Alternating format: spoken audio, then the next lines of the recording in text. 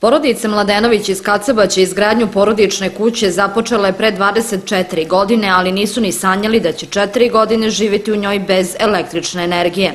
Ova porodica posle mnogo godina dobiće struju i to, kako kažu, zahvaljujući predsedniku opštine Bojnik Nebojši Nenadoviću.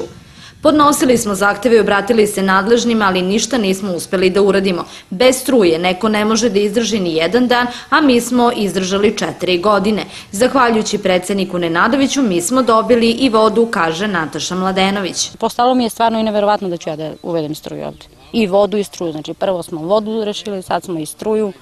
Isto je voda rešena, zahvaljujući njemu. Koliko put smo išli u vodovod, ništa, i onda kad sam se njemu obratila, ali toliko sam imala neku slobodu, stvarno, i da odem i uvek me se slušao svaka mu čast, znači za to ne mogu da kažem. I zvala sam ga telefonom i dosadila sam i rekla sam još ovo i više ništa ne tražim. U znak zahvalnosti Natašin suprug na banderama i na putu ispred njihove kuće ispisao je predsednikovo prezime. Ono što smo mi primetili kad smo došli, videli smo da ste na banderama napisali... Odmah, znači to je odmah suprug napisao, znači uveče, odmah čim su stigle bandere, zahvaljujući stvarno samo njemu, nikom drugom. Ja sam rekla zato što su svi rekli znači, da će to da bude laž, da će da budemo, znači, ali nije, svaka mu čast. Znači, nismo ni mi mogli da verujemo. I onda je suprug, ja kad sam došla s posla, kad sam videla, i tu je dole ispred napisao, svi su se izbezumijeli. U ovoj kući trenutno žive Nataša i njen suprug. Jedan sin živi u staroj kući, dok drugi sa suprugom i ćerkicom koja ima 3 godine živi kod Natašinih roditelja.